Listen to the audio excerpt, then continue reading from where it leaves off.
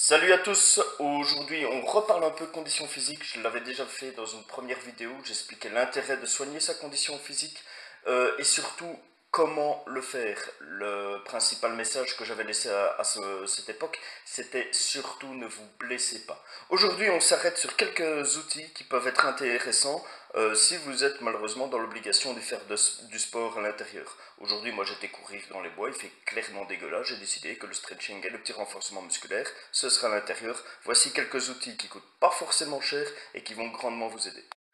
Alors, premier outil, vous le voyez dès le début, ça a l'air débile comme ça, c'est simplement un tapis de sol. Alors, quand j'avais 18 ans, 20 ans, j'en avais rien à foutre. J'étais un dur, j'étais un vrai de vrai.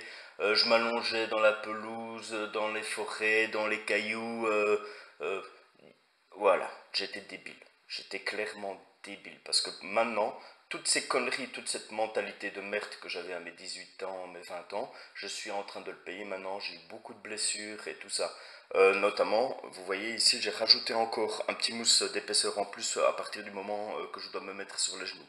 Donc, ça a l'air débile. C'est vrai que c'est pas sexy. C'est vrai que ça fait pas le dur de dur. Mais un tapis de sol pour faire des exercices à partir du moment que vous êtes allongé, assis, à genoux, franchement, ça ne mange pas de pain. Vous le regretterez pas plus tard. Autre outil intéressant pour l'entraînement physique à domicile, en n'ayant pas beaucoup de place, les kettlebells. Kettlebell, ça va de 2 kg, 3 kg peut-être, jusqu'à 32 kg facilement. Ce qui est intéressant avec ce poids, c'est la poignée. Cette poignée qui permet d'avoir en fait une multitude de prises et de réaliser une multitude d'exercices. C'est super complexe le monde de la kettlebell, je pense qu'on doit sûrement inventer un exercice toutes les semaines. Voilà, c'est typiquement le genre d'outil qui va vous faire découvrir de nouveaux muscles, mais c'est typiquement aussi le genre d'outil avec lequel vous allez vous blesser. Donc, je l'ai dit, hein, il y a vraiment des poids très minces, très légers. Il y a des 4 kilos, il y a des 6 kilos. Ça peut être intéressant si vous êtes blessé, ça peut être intéressant si vous faites de la rééducation, ça peut être intéressant si vous faites simplement un exercice qui fait travailler des muscles de façon très exceptionnelle, vraiment de façon peu courante. Et puis après, en fonction de votre niveau, vous pouvez monter, si c'est une 8 kg, vous pouvez monter une 12 kg, 16 kg, 20 kg. Généralement, ça va être intéressant de les avoir à deux également. Donc avoir deux, par exemple ça c'est une de 8 kg, avoir deux kettlebells de 8 kg. Parce qu'il y a des exercices qui se font tout simplement avec deux kettlebells de même poids. Donc kettlebell, outil très intéressant, mais je mets un gros warning dessus. Apprenez vraiment à faire des beaux gestes avec, faites-vous suivre ou faites-vous conseiller par quelqu'un qui s'y connaît vraiment bien pour faire de beaux gestes, des gestes qui ne vont pas vous blesser et restez très humble. C'est pas, vous avez vu, hein, j'ai pas sorti la grosse kettlebell pour faire mon malin, non, j'ai sorti une petite kettlebell de 8 kg et avec 8 kg, il y a déjà moyen de faire beaucoup d'exercices très intéressants. Donc soyez humble avec ça, c'est clairement un outil avec lequel si vous faites le gogol, vous risquez de vous blesser.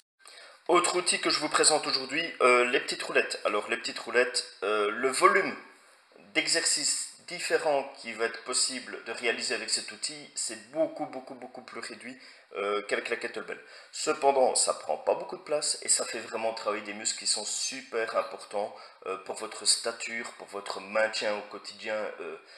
Vous allez travailler là-dedans des muscles que vous allez utiliser constamment durant la journée. Donc voilà, pas beaucoup d'exercices possibles, pas beaucoup, moins d'exercices possibles avec une roulette, mais vous allez clairement travailler des muscles très intéressants. Encore une fois, travaillez progressivement. Le but n'est pas de se blesser.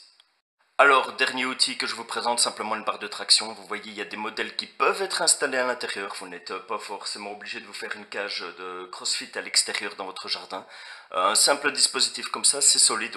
Au début, j'étais pas confiant du tout avec ça. J'ai pensé que j'allais me péter la gueule. Mais franchement, ça tient bien pour peu que vous respectez évidemment les notices de montage et éventuellement les sécurités qui doivent être mises en œuvre. Voilà, ici c'est un modèle très simple. Il y a des modèles plus élaborés si vous voulez pouvoir faire plus d'exercices.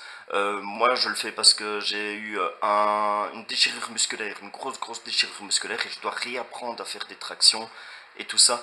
Donc, petit outil bien utile. Dans une vidéo prochaine, je vous expliquerai ma méthode. Voilà, vraiment une méthode pour des gens qui, comme moi, ont été fortement blessés et qui doivent vraiment faire de la rééducation pour réapprendre à faire des tractions. Voilà, j'ai dit, j'étais pas un coach sportif, mais franchement, cette méthode-là, Autant elle est efficace, autant vous allez la détester, mais ça ce sera pour une prochaine vidéo. Dernier outil, les élastiques. Alors celui-là, c'est déjà un gros, hein. Je l'avais acheté pour faire la rééducation lors de mes tractions. Je ne suis pas en train de spolier ma future vidéo, on va pas parler du tout d'élastique dans la vidéo sur les tractions. Mais voilà, sachez qu'il y en a des beaucoup plus minces, qui offrent beaucoup moins de résistance, de quelques kilos. Voilà, pour peu que vous allez avoir un point fixe, vous allez pouvoir travailler beaucoup de mouvements différents, tout en étant en fait finalement dans un espace tout à fait restreint, comme encore une fois un appartement, une petite chambre, un petit cote ou autre. Voilà quelques outils simples et qui peuvent être mis en œuvre même par un étudiant qui vivrait dans un cote. Il n'a que 3 mètres carrés d'espace libre au milieu de sa pièce pour pouvoir vivre, pour pouvoir s'entraîner. Il a juste un pas de porte, bah, tout ceci est réalisable. Alors c'est certain que s'il a toute la collection des kettlebells, il faudra la place pour les ranger. Mais finalement il peut se limiter à seulement quelques paires de kettlebells et finalement ça prend pas plus de place que ça en dessous d'un lit par exemple. Voilà, j'espère que cela vous a incité à éventuellement soigner votre condition physique ou vous a donné des idées. C'est sûr que ce sont des instruments extrêmement basiques, mais encore une fois, le but pour une personne préparée n'est pas de devenir un athlète sûr et entraîné, mais simplement d'être capable de réaliser des tâches au quotidien et de rester en bonne santé. Portez-vous bien, préparez-vous et à la prochaine.